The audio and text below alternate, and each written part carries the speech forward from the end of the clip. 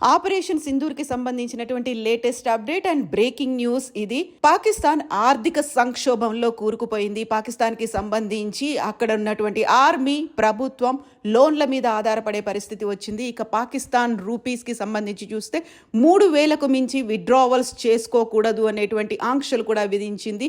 మరోవైపు Pakistan army chief మునీర్ని దించేసినట్టుగా కూడా సమాచారాలు వస్తున్నాయి. ఇంకొక వైపు పాకిస్తాన్ ప్రధాని అబ్స్కాండింగ్లో ఉన్నారు. ఆయన ఎక్కడికో పారిపోయారు, తలదాచుకున్నారు అనేటువంటి వార్తలు కూడా వినిపిస్తున్నాయి.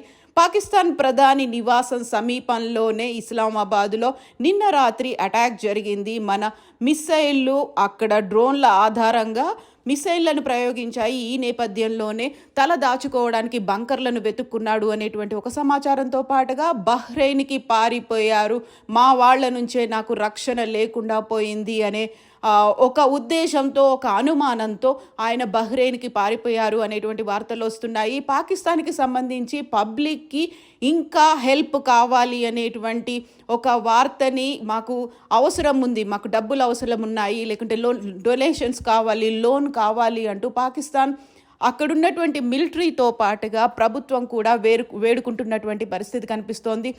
స్టాక్ మార్కెట్లు కుప్పకూలిపోయాయి. సహాయం కోసం ప్రపంచ దేశాల వైపు ఎదురు చూస్తున్నది Pakistan. At the same time మునీర్కి సంబంధించినటువంటి ఇప్పటికీ సమాచారం లేదు. పహల్గాం మీద అక్కడున్నటువంటి ప్రయాణికుల మీద అటాక్ చేసి అక్కడ సందర్శకులని 28 మందిని చంపిన తర్వాత భారతదేశం ప్రతి దాడులను చేసింది. ఆ తర్వాత పాకిస్తాన్ కూడా తన డ్రోన్లని, ఫైటర్ జెట్లని, మిసైల్స్ని ప్రయోగించడం మొదలుపెట్టింది. కేవలం కశ్మీర్లో మాత్రమే కాదు, పాకిస్తాన్కి సరిహద్దులుగా ఉన్నటువంటి కశ్మీర్, పంజాబ్, రాజస్థాన్, గుజరాత్, ఈ 4 రాష్ట్రాల వెంట బోర్డర్స్ని పాకిస్తాన్ పంచుకుంటుంది. ఈ 4 రాష్ట్రాలను హై అలర్ట్ చేసింది కేంద్ర ప్రభుత్వం.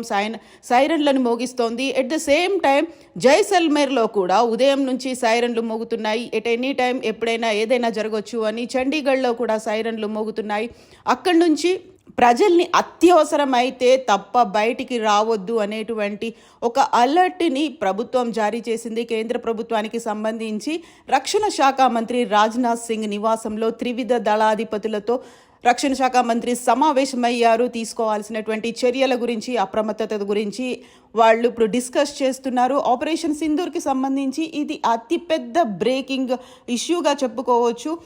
ఆపరేషన్ స్టార్ట్ అయినటువంటి దాదాపుగా 2 రోజుల గ్యాప్లోనే 240 నుంచి 330 వరకు ఫైర్స్ అనేవి బార్డర్ మధ్యలో జరుగుతున్నటువంటి పరిస్థితి ఉంది. యాంటీ ఎయిర్ క్రాఫ్ట్స్ గన్స్తో ఒక 4 కిలోమీటర్ల రేంజ్ అనేది ఉంటుంది. ఇండియా యాక్టివేట్ చేసింది, వార్ గన్స్ని ప్రయోగిస్తోంది.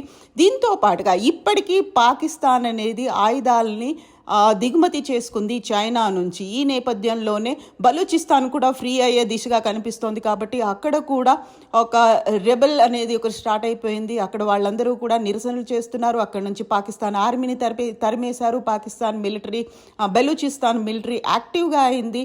ఈ నేపథ్యంలోనే చైనా కూడా అప్రమత్తమైంది. ఇరు దేశాల మధ్య సమన్వయం ఉండాలని కోరుతోంది. ఎందుకంటే ఇప్పటికీ పాకిస్తాన్ యూజ్ చేస్తున్నటువంటి ఫైర్ జెట్లు కావచ్చు, డ్రోన్లు కావచ్చు, మిసైల్స్ కావచ్చు, ఇవన్నీ కూడా చైనా నుంచి దిగుమతి చేసుకున్నవే.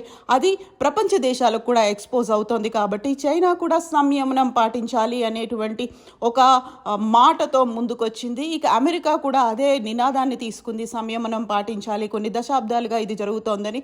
అయితే అతిపెద్ద విషయం ఈ 2 రోజులుగా జరుగుతున్నటువంటి ఈ దాడులకి సంబంధించి ఒక యుద్ధ వాతావరణం ఉంది. మన దగ్గర ఉన్నటువంటి ఈ 4 రాష్ట్రాల్లో అప్రమత్తమైనప్పటికీ కూడా పాకిస్తాన్కి సంబంధించి ప్రధాని ఎక్కడున్నారు, షాబాజ్ ఎక్కడున్నారు అనే దాంతో పాటుగా ఆర్మీ చీఫ్ మునీర్ ఎక్కడున్నారు అనేటువంటి ఈ వార్తలు కూడా, స్పెక్యులేషన్స్ కూడా ఉన్నాయి. మొత్తానికైతే ఎకనామికల్లీ, మిలిటరీ పరంగా చూసుకున్నట్టయితే పాకిస్తాన్ ప్రపంచ దేశాల వైపు ఎదురు చూస్తోంది. క్రౌడ్ ఫండింగ్ కోసం అడుగుతోంది. ఒకవైపు ప్రజల దగ్గర నుంచి, మరోవైపు బ్యాంకుల దగ్గర నుంచి, వరల్డ్ బ్యాంకును కూడా అడుగుతున్నటువంటి పరిస్థితి కనిపిస్తోంది.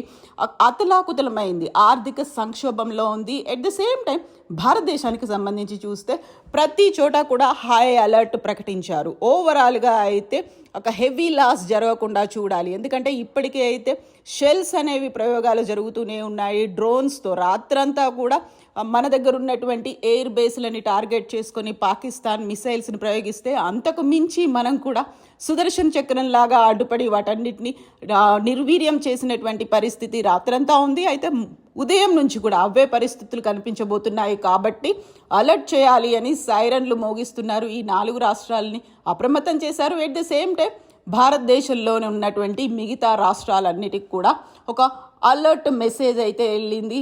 ఢిల్లీలో ఉన్నటువంటి ఉన్నతాధికారులు అందరూ ఏ డిపార్ట్మెంట్కి చెందిన వాళ్ళైనా అందరినీ కూడా సెలవుల్ని క్యాన్సిల్ చేసుకొని ఉద్యోగాల్లో జాయిన్ అవ్వమని చెప్పినటువంటి పరిస్థితి.